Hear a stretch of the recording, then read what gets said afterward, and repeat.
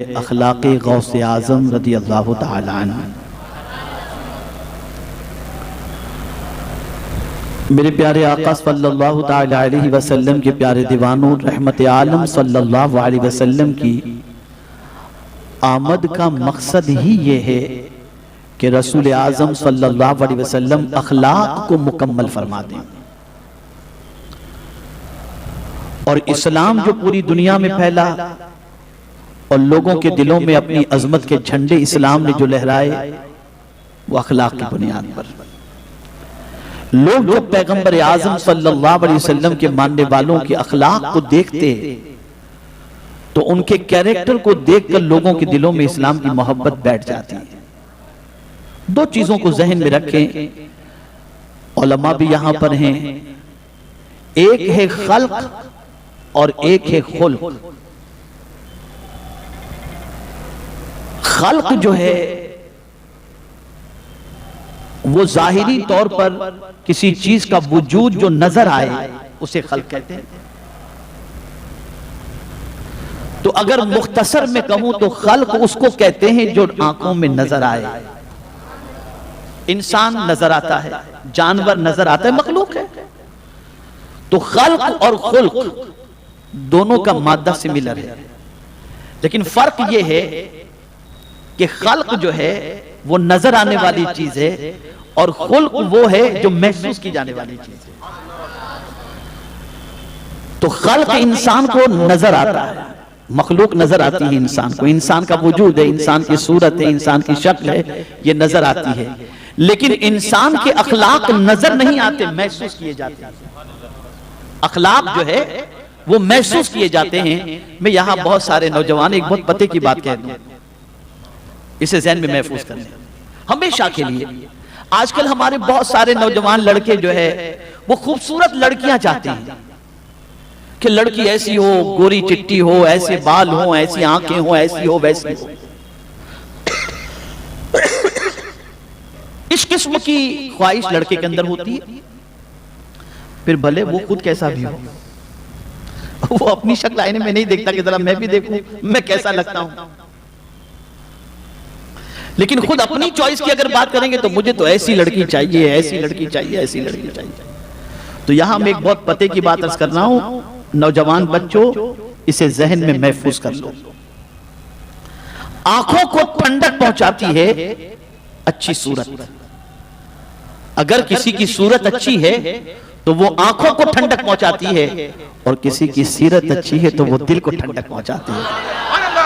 تو جو لوگ صورت دیکھ کر کے شادی کرتے ہیں اور سیرت نہیں دیکھتے، ان کو زندگی میں کبھی سکون ملا ہی نہیں کرتا، اور جو سیرت دیکھ کر کے شادی کرتے ہیں ان کی زندگی پرسکون گزرا کرتی ہے۔ اسے ذہن میں رکھو، اسے ذہن میں رکھو۔ تو میرے پیارے آقا صلی اللہ تعالی علیہ وسلم کے پیارے دیوانوں، آقا کریم صلی اللہ علیہ وسلم کی شان جب امام عشق و محبت نے بیان کی تو کہتے ہیں تیرے خلق کو حق نے عظیم کہا، تیرے خلق کو حق نے جمیل کیا، کوئی تجھ سا ہوا ہے نہ ہوگا شاہ، تیرے خالق حسن و ادا کی قسم۔ میرے آقا صلی اللہ علیہ وسلم کے خلق بہت عظیم۔ دیکھیں ہمارے یہاں سب سے بڑا پرابلم یہ ہے کہ ہم نے سمجھا ہے کہ لفظوں سے اسلام، مبلغین بھی ہیں، علماء بھی موجود ہیں، غور سے سماعت فرمائیں، اور عام اعتبار سے مسلمان بھی ایک اچھی تعداد میں ہیں اور دنیا کے مختلف ملکوں میں سب سن رہے، غور سے سنیں۔ مسلمان یہ سمجھتا ہے کہ اسلام لفظوں سے پھیلا ہے، اسلام داڑھی سے پھیلا ہے، اسلام امام شریف سے پھیلا ہے۔ تو میں آپ کو بتا دوں کہ آپ تاریخ اٹھا کر کے دیکھو کہ رسول گرامی وقار صلی اللہ تعالی علیہ وسلم کی کس چیز کو دیکھ کر لوگ اسلام قبول کیے، تو آپ کو پتا چلے گا مصطفیٰ کے اخلاق کو دیکھ کر لوگوں نے اسلام اخلاق سے کر۔ اس لیے پوری دنیا اخلاق بگاڑنے کی کوشش کر رہی ہے، پوری دنیا اخلاق بگاڑنے کی کوشش کر رہی ہے، اور قوم مسلم کا حال بھی یہ ہے کہ اب اللہ خیر فرمائے کہ بد اخلاقی کی اگر کوئی انتہا بھی کہی جائے تو اس انتہا کی بھی انتہا کو قوم مسلم پہنچتی دکھائی دے رہی ہے، العیاذ باللہ۔ تو اخلاق اپنے سنوارے۔ اب اخلاق دیکھیے سیدنا غوث پاک رضی اللہ تعالیٰ عنہ کی کہ ان کے اخلاق کا کیا کہنا۔ اخلاق میں ایک سب سے اہم چیز ہے نرمی. ایک بندہ اگر یہ چاہتا ہو کہ اللہ اس پر مہربانی فرمائے تو رسول اعظم صلی اللہ علیہ وسلم نے اس کے حوالے سے فرمایا ارحموا من فی الارض یرحم من فی السماء او کما قال، تم زمین والوں پر مہربانی کرو، آسمان کا مالک تم پر مہربانی کرے تو زمین والوں پر مہربانی کرو. غوث پاک رضی اللہ المولا تبارک و تعالی عنہ کی ذات وہ عظیم ذات ہے کہ انہوں نے زمین والوں پر اتنی مہربانی کی کہ میرے پیارے آقا صلی اللہ تعالی علیہ وسلم کے پیارے دیوانوں، تصور ہی سے آدمی کی عقل دنگ رہ جاتی ہے، اتنی مہربانی غوث پاک فرماتے ہیں. اور حق تو یہ ہے کہ حضور صلی اللہ علیہ وسلم نے فرمایا زمین والوں پر، انسانوں کی بات حضور نے نہیں فرمائی، زمین والوں کی بات فرمائی. تو اب زمین میں ہر چیز آ گئی، ہر چیز پر جانور ہوں تو زمین پر جانور چلتے ہوں ان پر بھی مہربانی. تو غوث پاک رضی اللہ تعالی عنہ ہر ایک زمین کی مخلوق پر مہربانی فرماتے تھے، ہر مخلوق. اب آپ دیکھیے سیدنا غوث پاک رضی اللہ المولا تبارک و تعالی عنہ بھوک سے نڈھالتے. طلبہ موجود ہیں وہ بھی خاص طور پر ذہن میں رکھیں، بھوک سے نڈھالتے سیدنا غوث پاک رضی اللہ تعالی عنہ کم و بیش 20 روز سے کوئی دانہ پیٹ میں نہیں گیا تھا. تو شونزیہ کر کے ایک علاقہ وہاں پر، یا شانزیہ کر کے، اس علاقے میں کچھ اللہ والے رہتے تھے. غوث پاک رضی اللہ المولا تبارک و تعالی عنہ نے سوچا چلو میں وہاں چلا جاؤں. وہاں گئے، وہاں کی مسجد میں پہنچے تو آپ نے کیا دیکھا کہ مسجد کے اندر ایک بندہ کنارے پر بیٹھ کر اپنی تھیلی میں سے کچھ گوشت اور روٹی نکال رہا ہے. غوث پاک رضی اللہ تعالیٰ عنہ کو اس نے دیکھا تو اس کے دل میں خیال پیدا ہوا کہ میں انہیں بھی کچھ کہوں کہ آپ بھی شریک ہو جائیں. تو غوث پاک سے اس نے کہا کہ آپ لیں گے؟ تو غوث پاک رضی اللہ تعالیٰ عنہ نے حضور صلی اللہ علیہ وسلم کی سنت پر عمل کرتے ہوئے پہلے پوچھا آپ کون، کہاں سے؟ تو اس نے بتایا میں جیلان سے آیا ہوں. پھر اس نے پوچھا آپ کا نام؟ غوث پاک سے پوچھا. غوث پاک نے فرمایا میرا نام عبد القادر اور میں بھی جیلان کا رہنے والا ہوں. اب اتنا سننا تھا کہ وہ شخص جس کے پاس روٹی اور گوشت تھا، جس نے غوث پاک کو کھانے کے لیے گزارش کی، جب غوث پاک سے اس نے سنا غوث پاک کا نام تو رونے لگا، آنکھوں سے آنسو جاری ہو گئے، خوب رویا. تو غوث پاک رضی اللہ تعالیٰ عنہ نے فرمایا آخر تمہاری آنکھوں میں آنسو کس بات سے، کیوں رو رہے ہو تم؟ اب اس شخص نے جواب میں کہا یا عبد القادر، میں جب جیلان سے بغداد آ رہا تھا تو آپ کی ماں نے مجھے کچھ رقم آپ کے لیے دی تھی، میں اس رقم کو لے کر کے نکلا، لیکن یہاں پہنچنے کے بعد میری جو رقم تھی وہ ختم ہو گئی اور آپ نہ مل سکے اور مجھے فاقے کی شدت محسوس ہونے لگی، تو میں آپ کے پیسے سے یہ روٹی اور گوشت خریدا ہوں اور کچھ پیسے میرے پاس باقی رہ گئے ہیں، مجھے معاف فرما دیجئے کہ میں نے آپ کی امانت میں خیانت کی اور یہ باقی کی رقم آپ لے لیں. غوث پاک نے اپنی رقم میں سے جو ان کی والدہ نے بھجوائی تھی اس میں سے بقدر ضرورت رقم لی اور باقی سب رقم بھی اسے دے دی اور فرمایا تم مسافر ہو، رکھو یہ رقم تمہیں کام آئے گی اور جو تم نے کھا لیا میں اسے معاف کر رہا ہوں. بتانا مقصد یہ ہے کہ ضرورت کے باوجود، حاجت کے باوجود، حاجت کے باوجود، ضرورت کے باوجود دوسروں پر مہربانی کرنا یہ اللہ والوں کی شان ہوا کرتی ہے. یہ اللہ والوں کی شان، اللہ والوں کی شان خود پرستی کی نہیں ہوتی. پہلی چیز ذہن میں رکھیے، یہ ایک بہت اہم بات عرض کر رہا ہوں، ہمیشہ یہ ذہن میں رکھو، اسلام خود غرضی کی تعلیم نہیں دیتا، اسلام سیلفش بننے کی تعلیم نہیں دیتا کہ تم خود غرض بنو. اسلام ہمیشہ سیکریفائس کی تعلیم دیتا ہے کہ دوسروں پر اپنی خواہش کو قربان کرو. ایک بات بتاؤں، یہ جو محفل میں آپ آتے ہیں اور بہت سارے لوگ اپنی جگہ پر جمے رہتے ہیں، ہلتے بھی نہیں ہیں، کسی کو بیٹھنے بھی نہیں دیتے، تو یہ بھی سمجھ لیں کہ اس میں بھی قربانی دینے کا حکم ہے. قرآن کہتا ہے یا ایھا الذین آمنوا اذا قیل لکم تفسحوا فی المجالس فافسحوا یفسح اللہ لکم. اے ایمان والو جب تم سے کہا جائے مجلس میں جگہ دو تو آنے والوں کو مجلس میں جگہ دو، تم ان کو جگہ دو اللہ تم کو جگہ دے گا.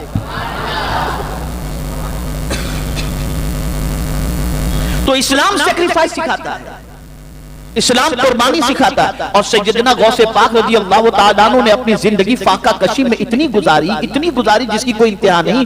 ابلے ہوئے چاول کا پانی پینا اور گھاس پتی پر اکتفا کرنا، اس طریقے سے غوث پاک رضی اللہ تعالیٰ عنہ نے اپنی زندگی پاک گزاری. اور میرے پیارے آقا صلی اللہ تعالیٰ علیہ وسلم کے پیارے دیوانوں، اس کے باوجود جب کوئی غوث پاک رضی اللہ تعالیٰ عنہ کو عطا کرتا اور غوث پاک کو فقیر نظر آتے، غوث پاک سارا اسے لٹا دیتے، اپنے پاس کچھ رکھتے ہی نہیں تھے. یہ شانتی غوث پاک رضی اللہ تعالیٰ، یہ شانتی سیدنا غوث پاک. کسی نے پوچھا غوث پاک رضی اللہ تعالیٰ عنہ سے، حضرت آپ کو کیا پسند ہے؟ دیکھیے اخلاق غوث پاک، آپ کو کیا پسند ہے؟ ارشاد فرماتے ہیں اگر مجھے میرا مولا پوری دنیا بھر جتنی دولت عطا فرما دے تو میں وہ ساری دولت غریبوں کے اندر خرچ کر دوں. اب آج کے درس کا سب سے اہم نقطہ میں عرض کرتا ہوں، آج کے درس کا سب سے اہم نقطہ، اور اس نقطے کو آپ کبھی بھی زندگی میں نہ بھولیں گے. یہ غوث پاک رضی اللہ تعالیٰ عنہ کا بہت عظیم فرمان ہے. ایک مرتبہ درود شریف پڑھنے، اللہم صلی علی سیدنا و مولانا محمد معدن الجود والکرم وآلہ وصحبہ وبارک وسلم صلاۃ و سلام علیک یا سیدی یا رسول اللہ صلی اللہ تعالی علیہ وسلم. میرے پیارے آقا صلی اللہ تعالی علیہ وسلم کے پیارے دیوانوں، سیدنا غوث پاک رضی اللہ تعالی عنہ سے کسی نے پوچھا تھا. فرماتے غوث پاک رضی اللہ تعالی عنہ کہ میں رات کو سویا تھا اور میں نے خواب میں ایک ضعیف کو دیکھا. اب یہ واقعہ میں بعد میں عرض کرتا ہوں، پہلے ایک سوال پوچھنا چاہتا ہوں، آپ میں سے کتنے لوگ ہیں جو اللہ سے قریب ہونا چاہتے ہیں؟ سب چاہتے ہیں؟ کوئی بندہ بھی ایسا نہ ہوگا جو اللہ سے قریب ہونا نہ چاہتا ہو. تو غوث پاک رضی اللہ تعالیٰ عنہ فرماتے ہیں میں رات کو سو رہا تھا، میں نے خواب میں ایک بوڑھے کو دیکھا اور اس بوڑھے نے، اس ضعیف نے مجھ سے سوال کیا خواب میں، یا شیخ میں اللہ سے قریب ہونا چاہتا ہوں، مجھے کوئی نسخہ بتائیے. میں اللہ سے قریب ہونا چاہتا ہوں، مجھے کوئی نسخہ بتائیے. تو سیدنا غوث پاک رضی اللہ تعالیٰ عنہ فرماتے ہیں کہ میں نے اسے بتایا کہ اگر تجھے اللہ کا قرب چاہیے تو 2 عادتیں اختیار کر. نمبر 1 تقوی، اللہ سے ڈر، ظاہر میں بھی ڈر، باطن میں بھی ڈر، مجمع میں بھی ڈر، اکیلے میں بھی ڈر. کوئی دیکھ رہا ہو تب بھی ڈر، کوئی نہ دیکھ رہا ہو تب بھی ڈر. تقوی اختیار کر، پہلی چیز. اور دوسری چیز سیدنا غوث پاک رضی اللہ تعالیٰ عنہ فرماتے ہیں تسلیم و رضا اور ہر حال میں توکل. تسلیم و رضا، اللہ کے فیصلے پر راضی تھا، سب کچھ لے لیا اس نے، مولا میں راضی ہوں. کچھ نہ تھا اس نے بہت دیا، مولا میں راضی ہوں. جس میں تو راضی اس میں میں راضی.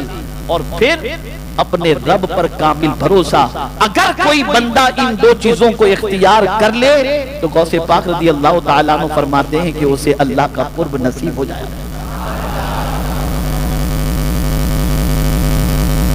گلے میں مالا پہننے سے قرب نصیب نہیں ہوتا،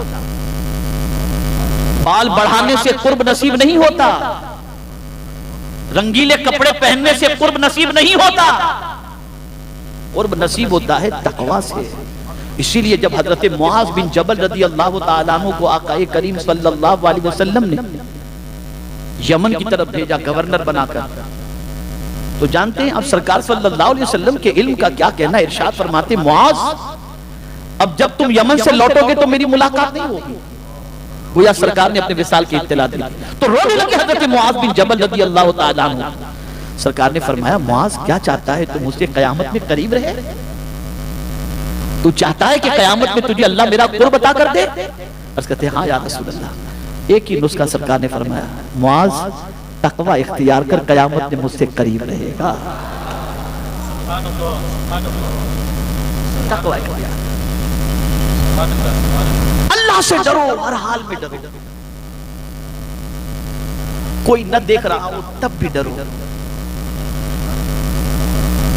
تنہائی میں ڈرو، مجمع میں ڈرو، اکیلے کہیں رہو تب بھی ڈرو، ڈرو اللہ سے ڈرو کہ ایک تصور رہے کوئی دیکھ رہا ہو نہ دیکھ رہا ہو، میرا مولا دیکھ رہا ہے۔ اور ولایت ملتی ہی اسے ہے جس کے اندر تقوی موجود ہو، بغیر تقوی کے ولایت ملتی ہی نہیں۔ حدیث نعمت کی خاطر کہہ رہا ہوں، کوئی اپنی بڑائی بیان کرنا نہیں۔ قرآن مقدس میں اللہ نے فرمایا کہ اللہ کی نعمتوں کا چرچا کرو، تو اس نعمت کا چرچا کرنے کی غرض ہے۔ آج ہی صبح الحمدللہ میں بغداد مقدس سے حاضر ہوا ہوں۔ غوث پاک رضی اللہ تعالیٰ عنہ کے یہاں کئی دن رہنے کی سعادت نصیب ہوئی۔ کربلائے معلیٰ میں 2 دن رہنے کی سعادت نصیب ہوئی۔ مولا علی کے یہاں 1 دن رہنے کی سعادت نصیب ہوئی۔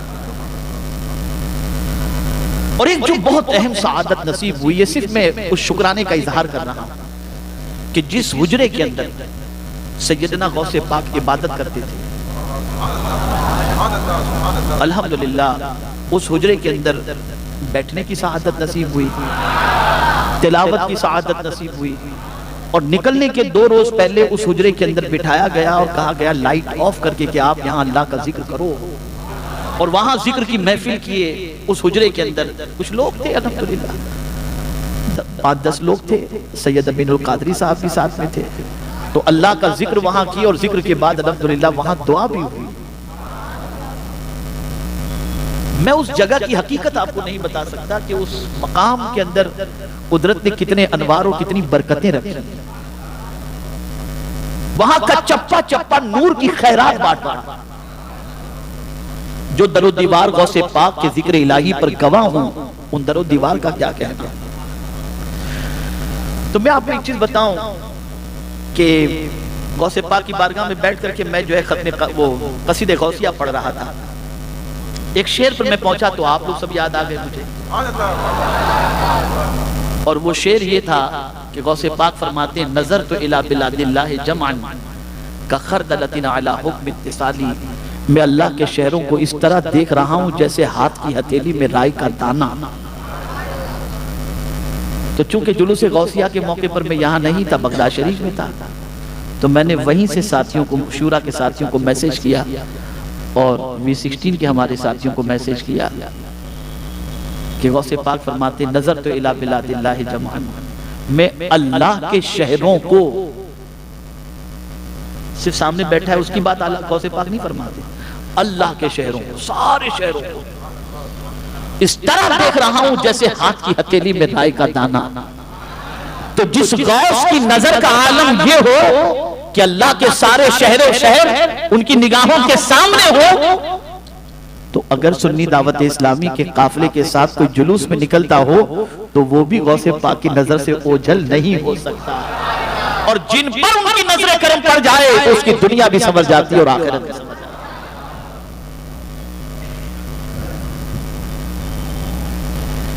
غوث پاک کی نظر کا معاملہ اللہ اکبر، نظر رحمت کسی پر ڈال دیں تو بیڑا پار ہو جائے، اور نظر غضب کسی پر ڈال دیں تو اس کا بیڑا غرق ہو جائے۔ یہ آپ کی نظر کی تاثیر۔ سیدنا غوث الثقلین رضی اللہ المولا تبارک و تعالی عنہ فرماتے ہیں غوث پاک کے نزدیک سب سے اچھا عمل کون سا ہے؟